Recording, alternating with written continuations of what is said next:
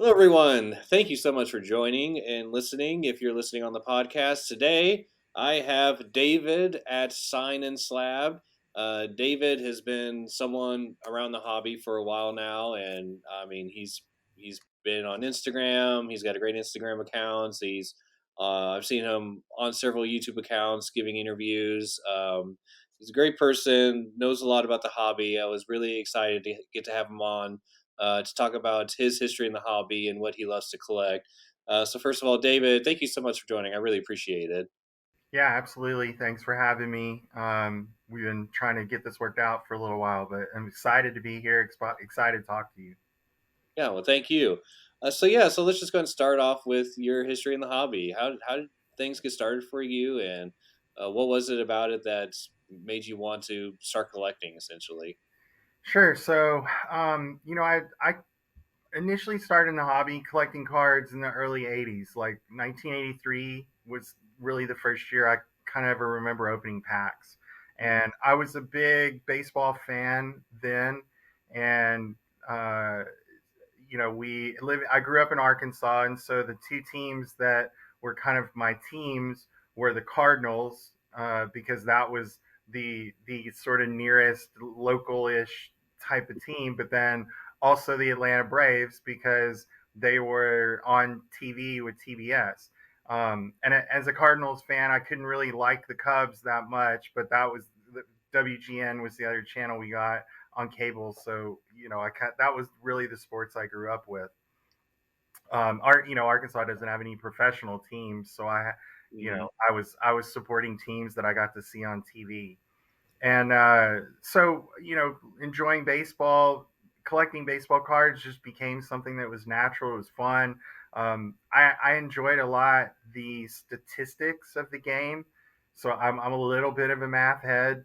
And so, sitting down and diagnosing the stats and breaking them down off the back of the tops cards back then was always fun. So that was kind of how I got started. And then by the time I was in, kind of early high school, I, had a starting to have a bigger collection. And in my small town, we decided my parents were entrepreneurs and owned like tax and accounting kind of shops, or business. And so they were like, "You're spending so much on this, like maybe let's try making a business so you could actually sell some of these things." So I opened a shop when I was late in high school, probably my junior year, Hmm. and ran that for a couple years before I went to college at Baylor. Um, and again, mainly focused on baseball at the time, but I did start getting a little bit into basketball and football around that time. And then down at Baylor, being kind of close to Dallas, but in between sort of Dallas and Houston, started expanding out a little bit more. The Cowboys started to kind of become a team, and then all the Houston teams were the ones I ultimately adopted after college, when I moved here to Houston. And it was so early, or I guess mid 90s. I went beyond collecting the cards to actually collecting in person autographs. So that was kind of how the autograph thing started for me. There were not a lot of autograph opportunities in Arkansas for the obvious reasons outside of maybe the Razorbacks. And so I started again collecting mostly baseball autographs initially at the hotels and at the park, and then that expanded on to basketball and a little bit of football. So we still had the Oilers for a couple years after I got here, and then that went away and came back later with the Texans. And so, like most people, I just kind of collected cards I liked, collected autographs I liked, um, until really, I guess, mid 2010s when the hobby started kind of becoming a bigger thing. I had a little bit more disposable income. And so around that time, started kind of moving backwards in my collection. I really got into like collecting T206s and other types of vintage stuff. I started to kind of fall in love with some of the baseball sets in the 50s and 60s and started putting together some graded sets from that era. And then as autograph rookie cards took off, that was something I also started doing because it really combined both the things that I liked. And did that for a number of years until really 20, I guess 21, the summer of 2021, decided I was sort of tired of the corporate world, and put together Sign and Slabbed as an LLC, and just started acquiring inventory, buying cards, sending them off to signings, getting stuff in the slabs, and it just kind of it's gone from there. That was really when I started doing social media, uh, Hmm. right? As a sort of a old head, like I kind of lived the early Facebook thing, and it's not something necessarily connected with me, and I would still say social media. I don't really know anything about it. I just try to participate in it, and I'll discover sometimes that certain things are better than others, but just trying to really just be authentic out there, and a big part of my Instagram around Sign and Slab is just has been more about trying to just educate people.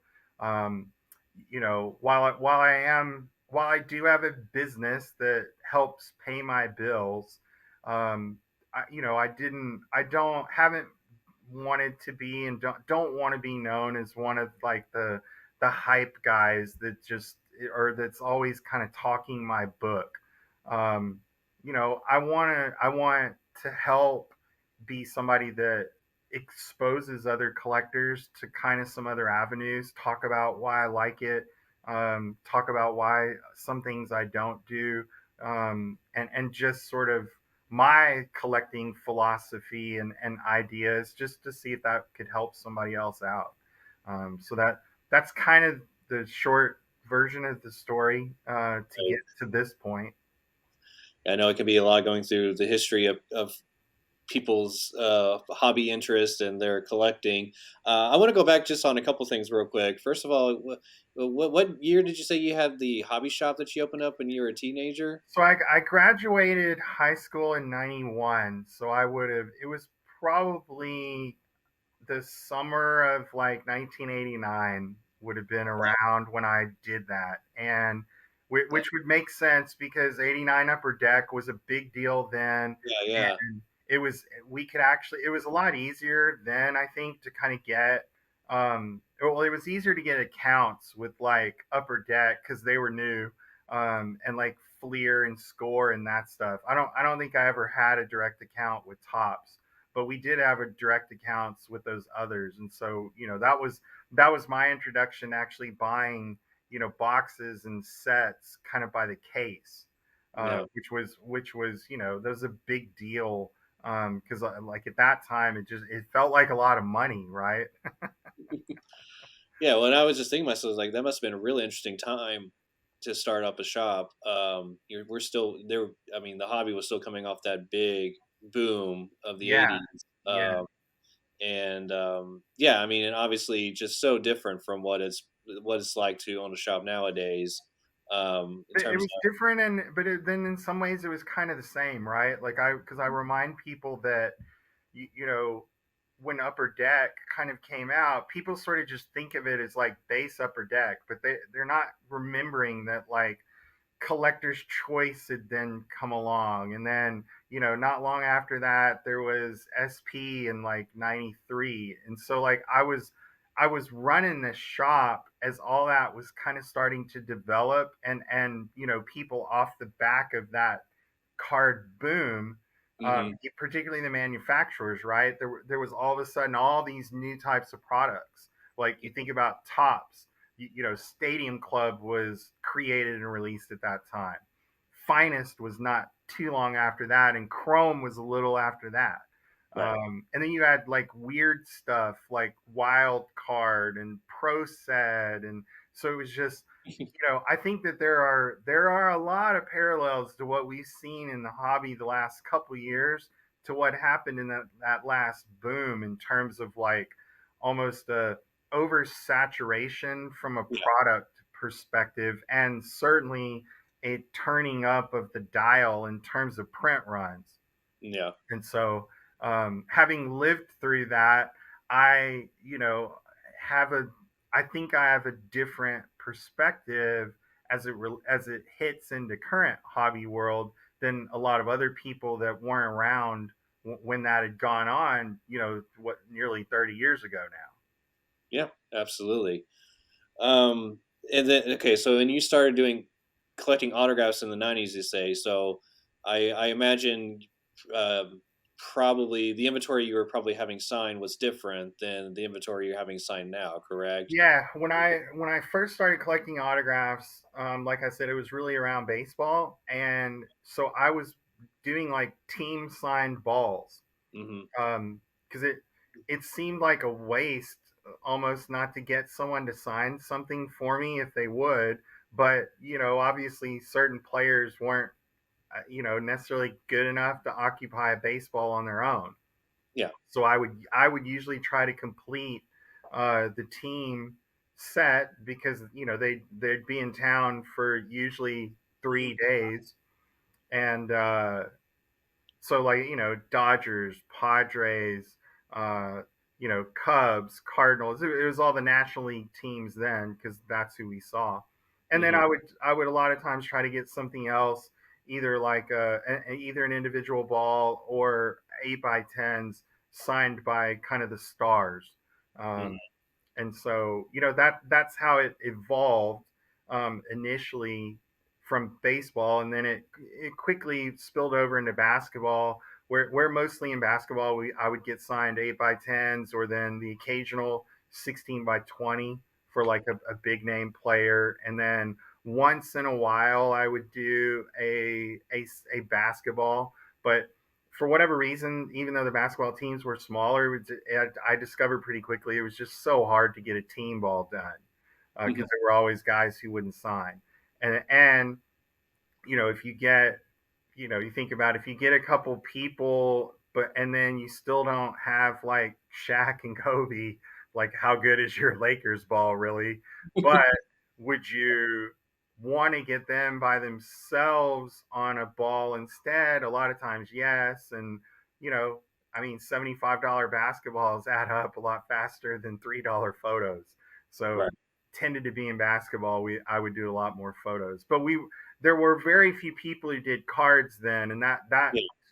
That's nobody really at that point in time was doing a lot of that. I would get a lot of baseball cards signed, but it would usually be like a more current type of set.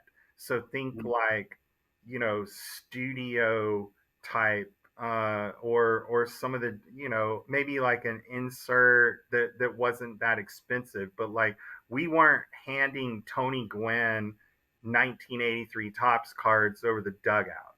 Like yeah. in hindsight, that was super dumb, but at the time, it wasn't a thing because the hobby had not evolved yet into that. Hey, it might be a good idea to actually get the rookie card signed. That was still kind of a hobby no-no at that point. That's exactly what I wanted to hit on because yeah, something I've really been trying to harp on my channel is that it just yeah, it was like very much a very taboo thing to do for a long time, and I think the mindset didn't really start to change until you got into the 2000s and 2010s probably even. Yeah, And so a lot of opportunity was missed to get a lot of those vintage players to sign their yeah, vintage cards, whether it was a rookie card or any other vintage set. And by the time people started doing that, many of them had already passed on, or they right. just gotten old and just didn't care at that point to go back and sign. And so, like the Like side, as a basketball card collector, right? yeah, That era, because I think about people that work on the NBA 50 set, hmm right? I mean, there were so many opportunities to have gotten those guys on a lot of those cards, but because I remember sitting down at a public signing with Wilt Chamberlain and hmm Bill Russell and like Dave DeBuscher, and it wasn't, you just didn't see. cards being handed to them much at all, but certainly not a rookie card. Like, Hmm. why would, because those cards were still worth, quite a bit of money, several hundred or even low thousands of dollars. When you talk about some of those basketball guys, like, George Mikan, it would have never occurred, I think, to most of us to put something that was that expensive down in front of him to sign, because it was still maybe seen as almost defacing it. So, like, Right. I've got photos and basketballs and that kind of stuff of all those guys. But yeah, I mean, if I could go back in time, I would 100% trade it out for the rookie cards. But who knew? Who knew? Yeah, I mean, and I think what it's done is it's created this sort of organically rare um, sort of genre in the hobby that Yeah, I personally have gotten more and more interested in this past a year or so, because yeah, trying to find 61 Fleer basketball in really good condition, signed by those players. The rarity for a lot of those is unbelievable, yep, especially when you compare it to just about anything that's deemed rare in the sports card world. It's like, well, I don't think you guys know true rare until you try and find a 57 tops basketball signed set or 61 right. Fleer or any of those vintage sets. Finding a lot of those cards in that set signed, then Well, you start and really talking it's about rarity. because it's not like the sets are that prohibitive, right? Because I Right. think 57 tops has what, like 66 cards in it. So I think it's 61, what 61 Fleer does, the yeah, 61 Fleer has, yeah, yeah, 66 cards. It's not that yeah, many. yeah. But then, yeah, some of the, I mean, and I always tell people when I do some of the team sign projects or those sorts of things, like, you always assume you can find the big names, and I think for the most part that's true. But yeah, to your point, it's not the Oscar Robertsons and Jerry Wests aren't necessarily the ones I'm afraid of. Right. It's all the others, right? It's the guys that they weren't even on, like, the private signing or the show signing tours ever. So, like, Mhm. if you need a Al Addles or someone, just making up a name, like, where are you even gonna find it? How would you Right. even know? So it's not that the 66 isn't that prohibitive. It's all of the guys in there that you don't really know a lot about, and it's like, how do you even run that down now? And it would have been difficult back then, to Yeah, because the point anyway as well. It's not They weren't necessarily having, like, championship team signing reunions and stuff. Like, it's right. only the stars were showing up at events that you could get them. And so, yeah, the rarity on those sorts of projects is like other level. I Yeah. don't do a lot of them because of it, but I have a lot of respect for people that have the patience and time to try to run that down Yeah, and like I said, there just weren't very many avenues back then unless you were really persistent, like through the mail through the or something mail. like Yeah, that, or you just happened to be a kid going to basketball games or baseball games in the 60s and 70s and just happened to get those things signed in person. yeah, If you had like several Uncle Jimmys, in your hobby, right. but we don't have very many of those, or we didn't have very many of those back in the day, Mm-mm. So Yeah. yeah, it's pretty interesting in my personal opinion, and something I've gravitated towards more lately. So yeah, what are some things that you've gravitated towards lately in your overall collecting? So, in the last, I'd say in the last year or so, I had I I started trying to collect a little bit more in the modern space, to be honest. Mm, Um, part of it just because, like, in the vintage world, I have a pretty good collection, and most of the cards that I really would say that I want now they're just so expensive that, I mean, I'll go a year or more without sort of ticking one off that list. And so, and then I'd finished up. several of the 50s and 60s sets that I'd been working on. So it was like, okay, what am I going to do now? And started looking at some of the modern cards, and like I'm still not a big believer necessarily in some of the manufactured rarity that's out Hmm. there. Um, it's not that I don't think the cards are cool. I think a lot of them are cool, but I also think a lot of them they're despite the fact that they're rare. Um, I'm not sure that that marries up necessarily with price, which is something I had to learn. Partly through vintage. Just because it's rare doesn't mean it has to be expensive. And Hmm. so, I'm interested to kind of see how time goes along, how some of these like rare types of serial numbered 90s inserts, like how well do they really age? Because, obviously your big stars are always going to have people interested in them. But you know, the Tim Salmon collectors of the world, like I'm not sure how many of them there actually are, and I'm definitely not sure how many of them are going to be willing to pay even four figures for one of his cards. I don't care if it's a one of one. Like it, so I just think we got to. I want to see time pass on that. Hmm. But what I'm a little bit more interested in, partly because the budget just fits better, is some of the different types of refractors or other parallels.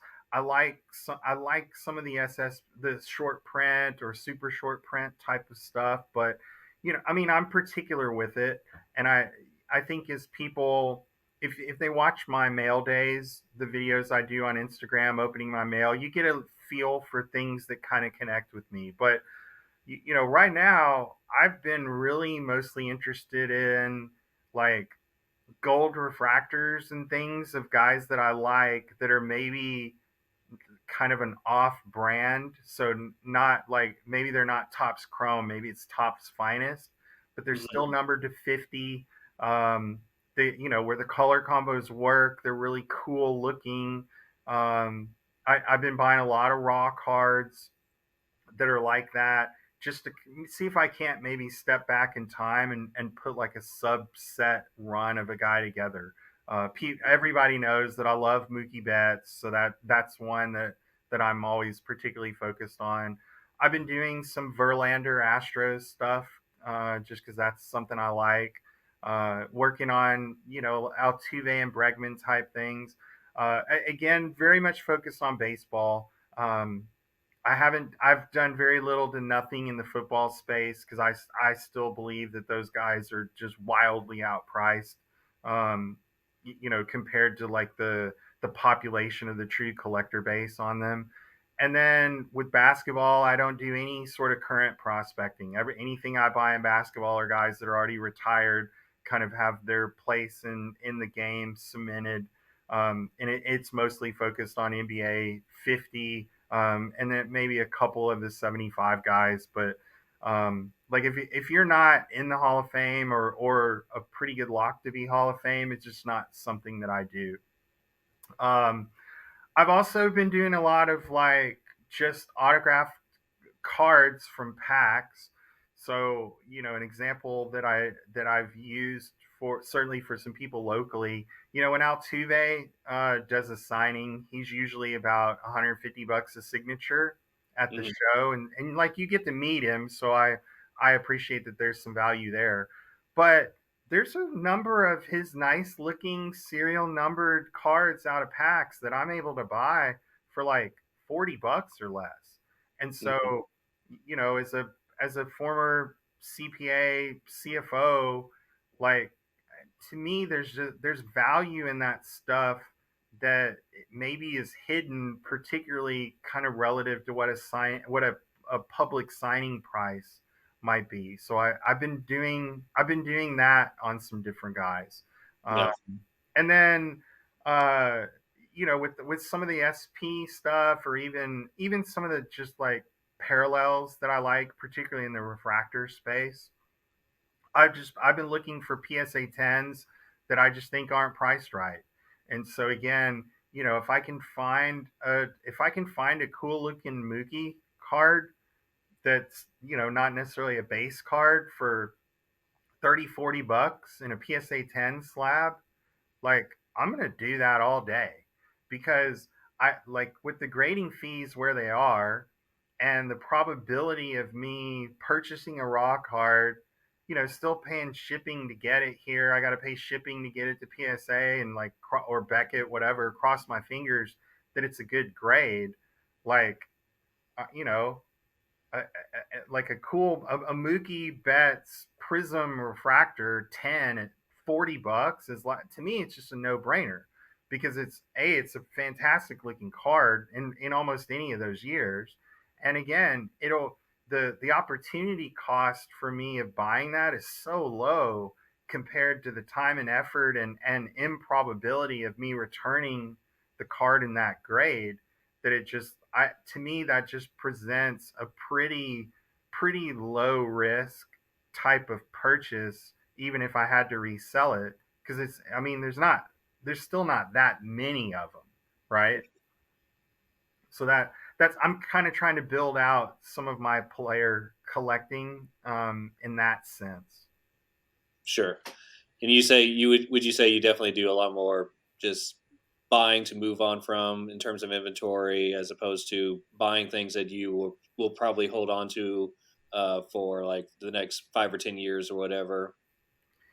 Um, yeah, I always like because I think about like Mookie Betts. There'll be certain cards that I just want to hold on to, but from a broader perspective, yeah, he's more of an investment Yeah. type of guy for me. But I also think I've talked some about. I think sometimes maybe the cards aren't always packaged a way that really brings their value forward. So I like you think about some stuff that I also collect. Like I'm trying to put the runs of like the heritage action shots together for certain players, and an individual card, an individual tops, or an individual Trout action card may or may not be worth that much money. But my thesis is if you put them in a group, and all of a sudden someone's able to buy like the first five or even like all eight or something from a run like that, it then brings the value of it together because it's a thoughtful curation or compilation of a subset within a brand that's really recognized versus trying to like and I say this a lot with the SSP guys, like yeah some of those cards look great, but like do I really how much do I prefer one over another, and like if pops are similar, why is a 17 worth less than like a 19, or you know what I mean, why is there if somebody didn't like win a World Series or an MVP or something like that, why, like how do you ascribe that continuing high value to something that just like is later on part of a series? I think that's hard at an individual card level. I think it's much easier to support it when I put the package together and could create for someone the one stop shop where you Hmm. don't have to spend that time. But you know, that's something I've been working on a lot of these types of runs now for 18 months, and I'm still not done with most of them.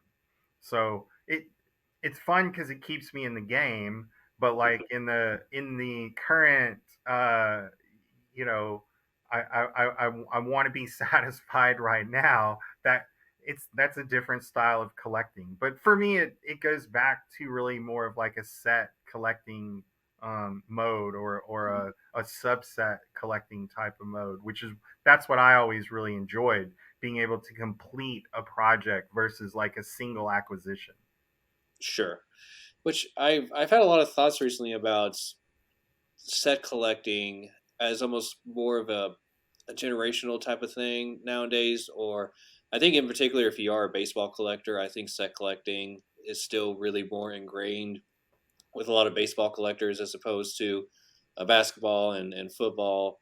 I once again it's starting to become more important to me recently, but I think for a while I was just more focused on individual players Yeah. or maybe a few things here and there, like maybe collecting as many like yeah, like gold prisms Yeah, or insert sets that I found interesting, but not too many like real like legit complete sets of a lot yeah. of things. And I wonder, yeah, how that what your thoughts kind of are in terms of what is there a real difference in terms of the type of collector you are?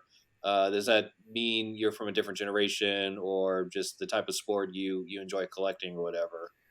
I mean, some of this was sort of born out of, I think, kind of my autograph collecting days, where I kind of realized that as a collector, things can really get out of hand fast if you don't find some sort of theme or something to Hmm. kind of attach to, whether that's a player or a team Hmm. or an insert set or even an entire set of cards or what have you.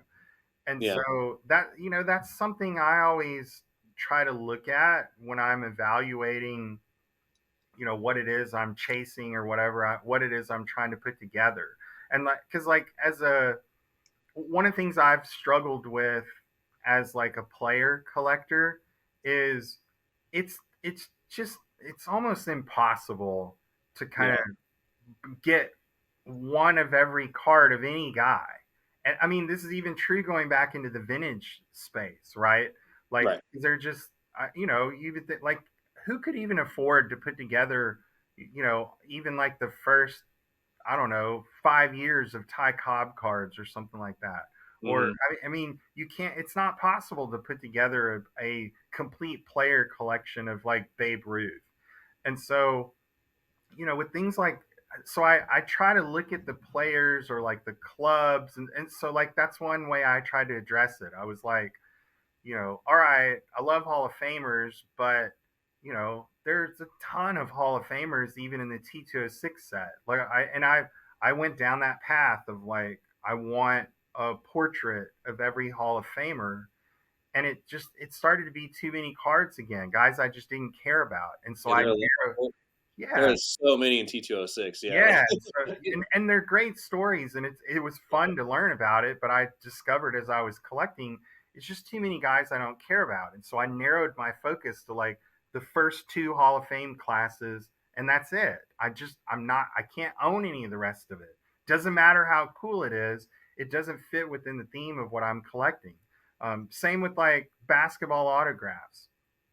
Almost my entire basketball autograph collection was devoted to the NBA Top 50. If you weren't Mhm. part of that, it just didn't have a place for me.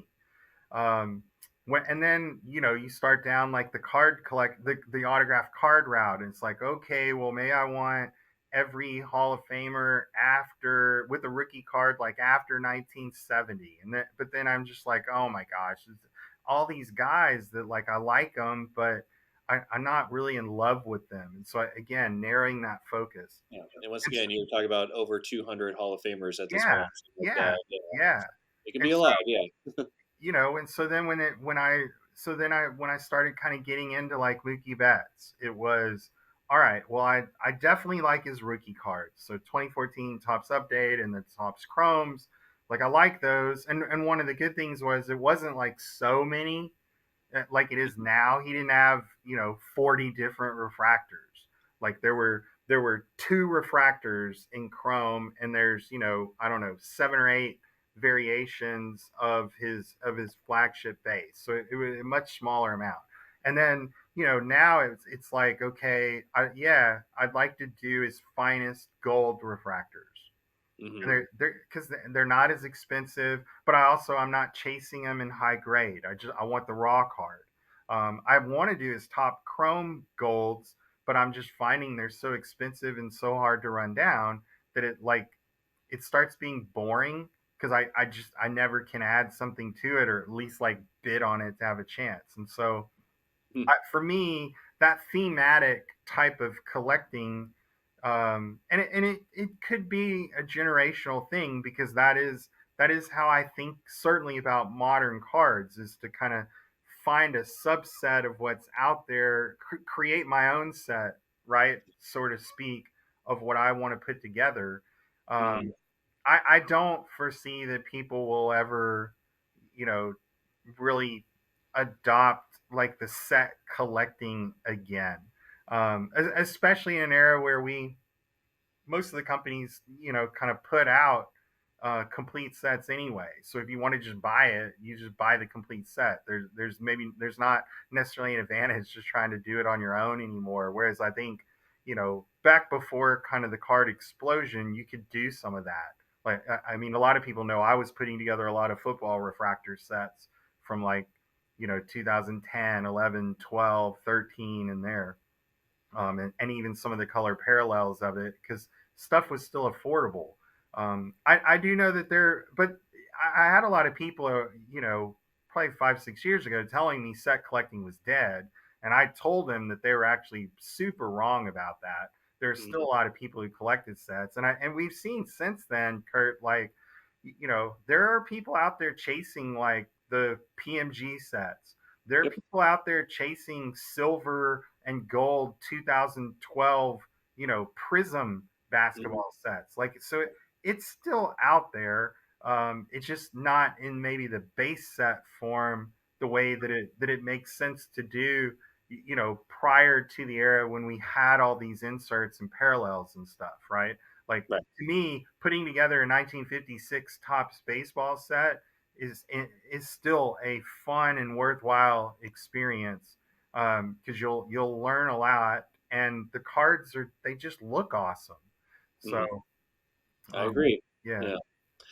Well, there was one set that I saw you posting about recently that I found very, very interesting. Your your 1932 caramel presidential card. Yes.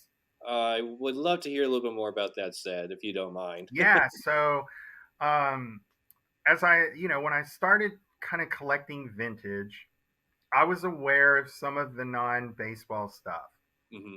And as an autograph collector, I had started down that road of like pulling together with the ultimate aspiration of having an autograph from every president. Okay. Hmm. So I want a set of presidential autographs.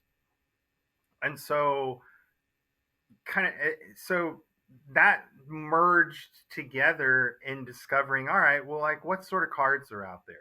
Right. And I didn't want something modern, of a president set, because that just didn't evoke kind of the history of the Right. office, and the history of the U.S. And so when I started looking around at some of the different things that were available, two things jumped out. There was like the look and see presidents cards from the 50s, and then you had the 32 caramels. Prior to the 32 caramels, it got back sort of turn of the century. There's some actually cool presidential stuff, but it's just a lot more rare. You don't see it that much. Right. So I sort of jumped in and started collecting some of those 32 caramel presidents, because I thought that they were cool. Hmm. I didn't understand when I first got into it that the McKinley card was like stupid impossible to ever find. And, even at that time, I was like, well, okay, I can never have that. But, if I put together a set of reds, a set of orange, a set of blue, like, that'll be something cool. And so I, started down that path. I just buy them when I see them, when I felt like it was a good deal. No rush to finish it. It's only 30 cards, uh, outside the McKinley, that counts as the set. But so it's just something fun that always, it gave me something else to kind of search for and pick up when I found it. But then last year, I had a search for the McKinleys, because I was always just interested to see what they'd go for. I always felt like it'd be out of my budget, but one popped up. I'd seen it in Leland's, a couple times before, and when Greg Morris had it for auction on eBay, I was like, well, whatever, I'll throw bids at this and see what happens. And, whatever circumstances came together, I ended up getting it for, way, way cheaper than what it had sold for previously at Leland's. And, I did a lot of research on it before I dropped my bids, but I was like, again, the idea, this is a card that by itself is valuable, but I Hmm. think if I put it together with the other 30 cards, because I watch this stuff, I haven't seen a complete set of those ever put together that Yep. available for sale publicly. So I was like, again, once you kind of have the key, Hmm. you're really in position now to do something nobody else or very few other people could do. So that's the path I'm on now. I'd like to complete the orange set, all PSA graded. I have no hope of like being the top graded set because there are other people that had a lot more money than me and a much bigger head start putting those together. But Right. if I can do that, I mean, it'd end up being like what, one of I think 6 or 8 sets in the world that could even be done, as far as we know, at least based on graded cards right now. Like that was very appealing to me, and something that wasn't gonna, like, it's not gonna break the bank for me to put together, twos and four PSA fours of that stuff that just kind of look cool. Right. It's something that, yeah, I've gotten a ton of great feedback from that. And again, it goes to sort of that education or exposure that I talked about earlier, Yeah. like showing people that there's this other type of stuff out there, and it's neat, and it's got its own history. And part of digging down and understanding it, and like just telling people the story of, like, yeah, they gypped everybody out of their 1 pound box of chocolates because they wouldn't print this card. Yeah, that's that's the story of the McKinley card, right? Yeah, Like, it's you had to turn the it in to get, yeah, yeah, the chocolate. You got to turn in like the set for the chocolates, but they they short printed purpose McKinley on purpose, right? kind of like the nap I was Lajoie. about to Yeah, say, and then yeah, there's your baseball parallel into the Gaudies, where they did yeah. the same thing with the Lajoie. So, like, you know, uh, when you sort of you put that in the historical context of hobby memorabilia and cards, and like, Mhm. to me, it really just sort of elevates those specific cards in that story. Mhm. And we just, not enough people that know it talk about it enough. And when I run into people that have collected them longer than me, then you start hearing more stories and more information about them. And like, that to me is a captivating part. And it's why I like some of the vintage stuff so Mhm. much, because it comes with such a better story. But Yeah. that those things appeal to me. I certainly get why certain people maybe gravitate more towards some of the modern stuff, and some of the one-on-ones and jersey patches and things. And it's not like I Yeah. don't collect that stuff. I do, right? I collect a lot of game used memorabilia. I have a number of game used baseballs and a number of game used jerseys and things like. So I have a very wide collecting sphere that I run around in, which Mhm. it's fun because it always gives me something to do, but it's also challenging because, like, I have too much stuff.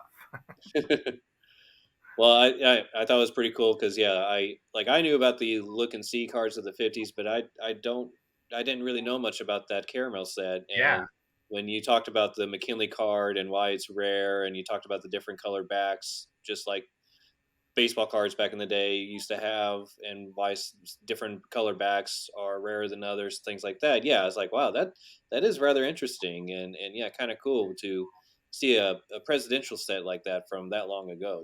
yeah, yeah, for sure. Yeah.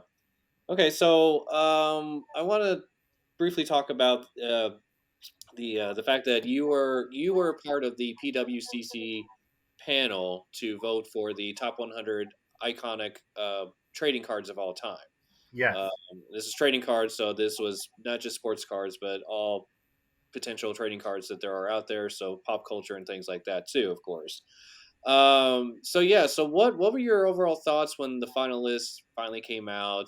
What were some of the things that you thought maybe were a little bit too high or too low, or things that didn't make the list that you were really surprised by, and yeah, maybe some of your personal favorites that Yeah. didn't quite make the cut or whatever. So I mean, overall, I think it was a fun project. I Mhm. 100% enjoyed participating. And will always be grateful to Adam for including me in that. Mhm. Because I'd gotten to know him a little bit before that had come around, but not a ton. And so he kind of took a chance on including me. And I think it worked out pretty good. But anyway, I really appreciate him and PWCC letting me be part of it. And look, I think it created sort of a almost a baseline, maybe in a way, um, to get some of the focus off of how much things were worth, Right. and talk more about the story of the cards. Like, Mhm. that was something when he asked me to participate in the videos, beyond just the initial voting. That was the big attraction for me, because it was an opportunity to help steer some hobby content out of where what I thought was really a bad place, Mhm. which was just centering around value and investment, and a bunch of stuff that, like, I can't say that it's not relevant to how I collect, and certainly how the hobby market works. It's 100% Yeah. part of that, but I just think it had gotten so exaggerated, um, and had become the primary motivator. And for me, value has always been and always will be sort of a secondary component. Like, I still collect $1 and $5 cards just because they're cool, and I enjoy looking at them, and I like showing them to other people. And so, for me, the 100 list was an opportunity to do that. It was also a chance to kind of see how other collectors viewed different eras of the cards. Yeah. I'm not an apologist at all for being a guy that, like, favors vintage cards. A lot of reasons why I do, but I do. And I didn't, with a lot of that modern stuff, or think of anything post 2000, like, I didn't own much of any of that. Never owned most of it. And so it was interesting. It was a learning experience for me to kind of see what in their world those guys kind of saw as really the most important, or what they viewed as the most iconic cards. Because I Mhm. was certainly aware of most of them, but didn't have a good sense of necessarily how to rank them, and kind of had to challenge myself with some different rules of the road of how to slot some of that stuff in. Yeah. So, look, um, overall, I think that it probably did not do enough justice for the non-sports world. Yeah. There were some inclusions in there which were good, and like, there was a couple that, like the Charizard. I Yeah. totally missed it. I didn't have it on my list, and looking back, like, I totally flubbed that. I should have had it. Um, but I think that there are probably some more non-sports stuff that is a little bit more relevant and a little bit more recognizable than people think. And I've said before, I think that that's an area that will continue to grow over time. Yeah. Um, I certainly believe, and again, not going to be an apologist for it. You're never going to convince me that I'm not right. There were way too many Michael Jordan cards on the list. Like, it was just, like, facetiously dumb how many there were. Because I think was like 12 or 13 cards. Like, I newsflash, no one person can have 13 iconic cards. It's just not possible. And I limited mine to, like, I think kind of three or four. And I was like, if I had to pick, because I knew Jordan was going to be a big part of it, but it was like, Yeah.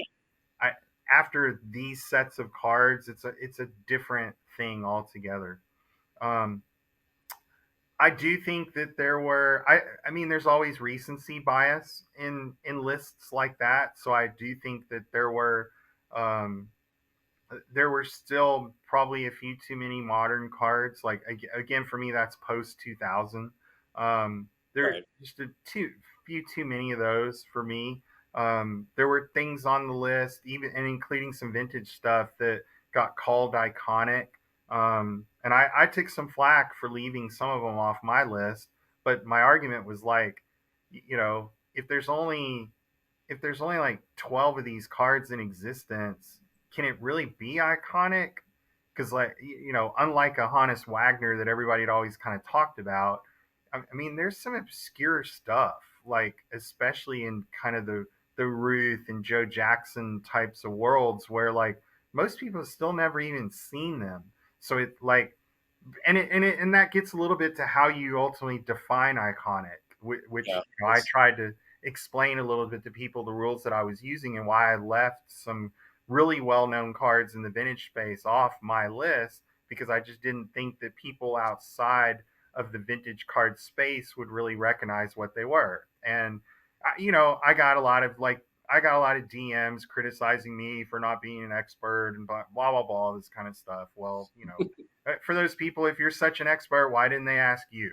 Like, no one's stopping you from having your own Instagram or YouTube channel. So get out there and create content and prove me wrong. Um, right. like that, we should be able to kind of have some of those discussions, and that again, that's why a lot of what I liked about the 100 list is it opened those discussions. Yeah. Um, Yeah. the big omissions to me, there's a handful, but like Pete Rose rookie card. I I mean, it's ridiculous. That's not on the list. It was ridiculous to me that the Bronco Nagurski didn't make it, but at 101 and sort of understanding how some of the voting had happened, like there were a group of cards in that next 10 or 15 that would have satisfied me and many of my gripes. Um, Johnny Unitas, Bart Starr, rookie cards, I think is sort of crazy to have a list that didn't include guys like that. Um, Yeah. trying to think of a couple others off the top of my head. But again, most of mine would have been more of the vintage flavor. But y- you know, great. There were no Walter Johnson cards on the list, Yeah. right? That doesn't make sense. There were no Christy Mathewsons on the list. That doesn't make sense. Um, you Yeah. know, uh, the, OJ Simpson. I don't was he did he make it? Maybe he did. I can't remember. Sure. Yeah. Cal Ripken, I don't think made it, or if he did, it was really really low. Just some stuff like that, right? Sure. Where those cards were being sacrificed in favor of like some kind of weird '90s insert, like or the ninth and 10th and 11th Michael Jordan cards, like that. To me, that just didn't make sense. Yeah. Um, but Yeah.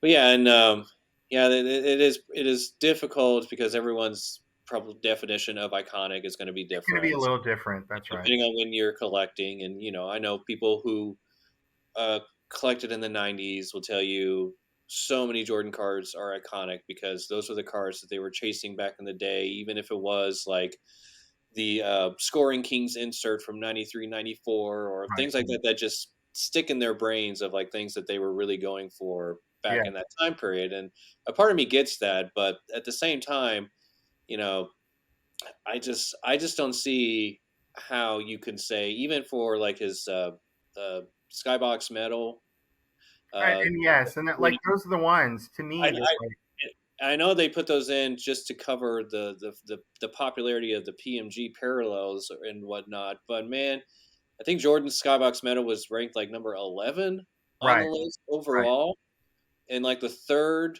basketball card or third or fourth basketball yeah, card on the list was that card, and it was ranked ahead of Will Chamberlain's 61 Fleer rookie and Bill Russell's 57 Tops rookie and all these other, to me, are the definition of like iconic yeah, cards, like things that actually have like a history behind them and have people have been collecting them for 50 or 60 years as opposed to just the past right. 10 years or whatever, Which is not to say that like a lot of those things don't sort of come into or even come up the list as time goes on, right? Right. Like I have no real qualms with a Curry card or a Giannis, coming up the list. I I've no issue with like a Mahomes over time becoming, bigger and more important, sliding up what we consider the iconic list. But that's something that matures over time.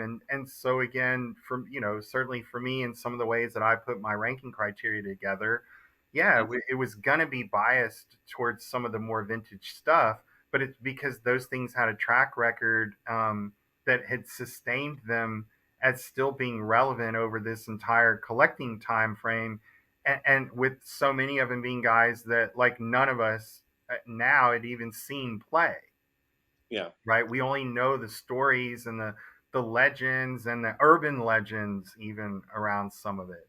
And Yeah. so, but again, it was a good learning process, and I actually ended up with a, couple, what I consider hobby friends out of it, that like all they collect is modern. And Yeah. so, getting them to be able to sort of explain it to me and talk about the hobby from their perspective gives me a better total view of the card collecting landscape. And I'm able to kind of pick out things from it that help me or interest me, and sometimes maybe take me down another kind of collecting avenue that I wouldn't have necessarily thought of. And so from I think that was one of the best things that came out of it, um, besides just sort of arguments and things over rankings and who should be there, is, the just the knowledge base that was out there. And I especially enjoyed the inclusion of the non-sports folks, and then Yeah. even the international component of it. With that to me was also very interesting. And from the soccer perspective on it, it ended up being like very, very timely, because the Mhm. World Cup was happening, kind of right after that. So I thought that part was cool too. Okay. So, what was number one on your list? Number one on my list was, let me look. Was it Wagner or was it Yeah, Mantle? yeah, Okay. It was Wagner. Okay.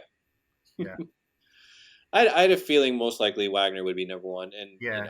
My I. top five was slightly different than what it came out. I had Mhm. Wagner followed by Mantle, Jordan, and then Gretzky, and then the Bird Magic Irving. Okay. So, I think all my cards were still in the top 10 in the end. But, as I was, and look, I mean, it's easy to argue that maybe, I didn't have a Babe Ruth card in my top five. I probably, in hindsight, maybe I'd move that around. I'd have to think about it again. Um, And that is tough because of the different variants in 33 Gaudy. Like, depending on who you ask, people prefer one particular variant over the other, and no one really had the what was the 1920 whatever. I can't remember the if it was a brand or if it was just like a sports news card or something that kind of became its official rookie card after the fact. yeah, yeah, Many decades later, that more and more people started discoving it. So yeah, Ruth is still a little tough, even though he's obviously the most iconic player in baseball history.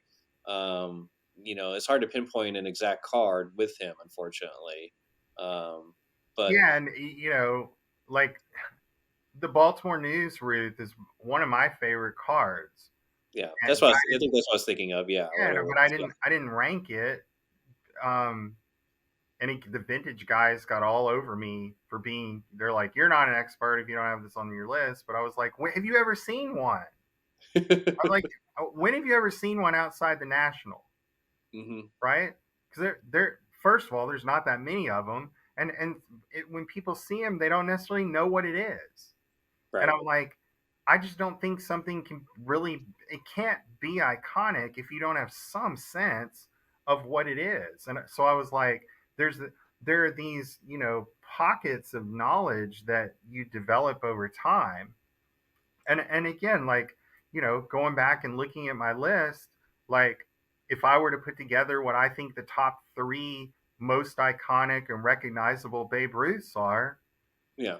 I still don't think I'm including that card, right? So the ones that I thought were on my list, based on my experience with it.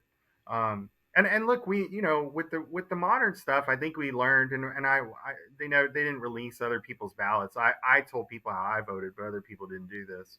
Um, there were the look, there were some voters that all they ranked were modern basketball cards. So like at the end of the day, that absolutely skewed part of this list, and it resulted in some of what you talked about of this random, this weird kind of card that it's not, certainly very valuable, but not that old, and probably not really exactly there in the hierarchy of how the broader hobby would think about Michael Jordan. But those cards ended up higher on the list than they probably deserved to be, partly because of that. Because some guys just all they did was rank basketball cards, and some of them I know didn't rank more than 25 cards, and we were supposed to rank 75. No. So I think if it was redone again and everybody was sort of forced to do some of that, um, would it come out a little different? I think so. Some of those guys I've mentioned, I think would actually end up sneaking into the list, and I think some of the modern stuff likely would move further down, because it would be supplanted, even though it's later on in lists, by actually appearing on lists when it didn't last time. But yeah, I mean, PWCC did the best they could do with what they had. Um, and that's, it's just part of the limitations there. But Yeah. overall, I you'd have trouble kicking certain things off in place of others. Everybody's gonna have their own opinions on that. And look, it'll change over time, right? We do Yeah. this 5 years from now, there's gonna be some new stuff on there for sure. Yeah. I mean, that's the fun thing about these things is it creates debate, which I think all sports fans love to get into heated debates about any type of list that comes out. If it's like an all decade list or Right. greatest players of all time, top 50, top 75, top Yeah. 100, whatever you want to do, and that's the fun of it. And I think that's what this list did. It provided a lot of fun debates.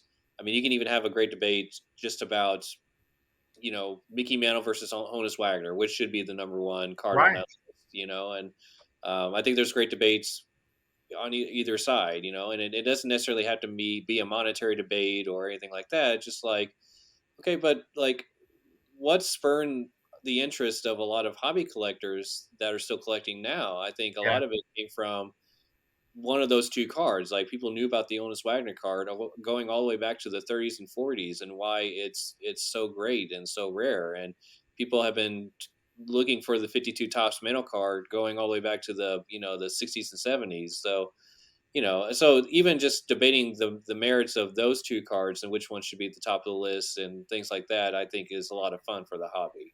Well, and that was one of the things that I did with Adam too, and I was tracking this for a little while. Maybe I should go back and update it, but I was tracking the views of certain of the reveals, right? And Hmm. at one point, like I think the top three viewed were the '89 Fleer Billy Ripken, the '90 Frank Thomas, and the '89 David Robinson. And I had told Adam I wanted to do some of the videos around some of the like cheaper stuff. Yeah, and like the '89 Hoops Robinson is one that I picked because I was like, what, during that time, and like when I was starting my shop, that was a massive card, right? Hmm. Everybody was trying to track that thing down because it was allegedly sort of short printed within this giant print run. Um, Yeah, and short printed, yeah, very much in quotations, but yes, no. Yeah, so I think especially when you look at kind of the first half of the list, the bottom half of it as it was revealed, like there's some interesting information there. I think in terms of like how people connected to a lot of them, and in many instances, the super expensive cards weren't videos anyone was watching because Yeah, I think they just had no nostalgia factor associated with it. But then in many ways it's just sort of unattainable for most collectors, and so there was this sort of gravitation to the things that really had good stories, or something that was attainable, something you could reach for. Which, and so from that value perspective, part of what I had wanted to try and accomplish, I think we were able to do, because at least the views of the videos were indicating that it was true. Collectors weren't necessarily thinking about value as they were choosing to watch a lot of these videos. They were going to the ones that they remembered, or there was something interesting that they wanted to find out more about. And like, to me, that was cool. That was a big part of the point. Hmm. So Oh, that's very interesting. Yeah, the ones that many people are familiar with because they remember when they were young and really heavy into collecting. yeah, A lot of those cards aren't worth a lot of money now, but still, there's just a love for the Frank Thomas, yeah. and Or they'd heard about it, right? I yeah, mean, they're trying to, the F face Ripken is yeah, like, there's just a hobby lore yeah, about it, and it yeah, and for some people back then, before eBay and all these things, they had a hard time finding the F face Ripken, or the no name Frank Thomas yeah, and all those ones. Yeah, but they heard about it. Everyone had stories about them. Yeah, absolutely. Well, I think that's a great place to end it today. okay. Is there anything else you want to make sure to mention? Anything you've got coming up? I think in our pre-talk you talked about you were going to try and go out to the Dallas show here soon, and yeah, anything else you want to make sure to mention? Yeah, Go on. I'm gonna try. I think I'm gonna try to get out to the Dallas show. A couple others I'm looking into. I'm planning on being at the National again this year. Chicago. I enjoy that venue much more than I do Atlantic City, so I'm actually looking forward to trying to do that. Mhm. Um, but no, I mean, look, I, people should collect what motivates them, what they attach to. Like, every collection is not going to be the same. Don't fall into the comparison game.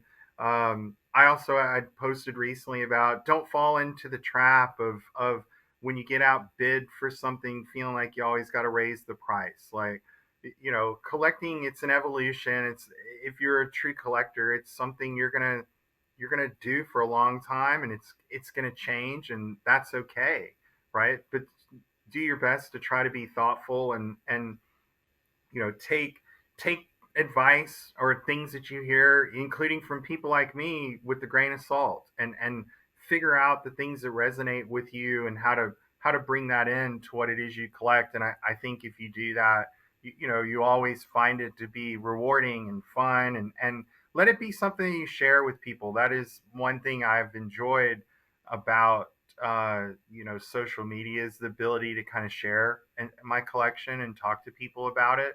I find more people becoming more and more interested in it as they hear the stories and understand it a little bit better, and can kind of find the thing that, again, that resonates with them, that they can attach to.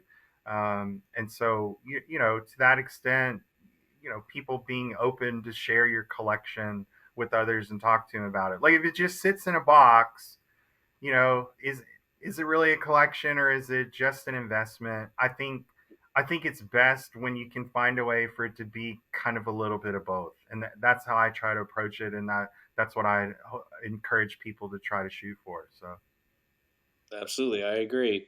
Once again, it's, David with at Sign and Slab. Find him on Instagram. Find him on eBay. I know he's got always got stuff up on his eBay store. David, thank you so much for your time today. I yeah, really thank appreciate you, it. Kurt. I enjoyed it very much. Thanks for having me on.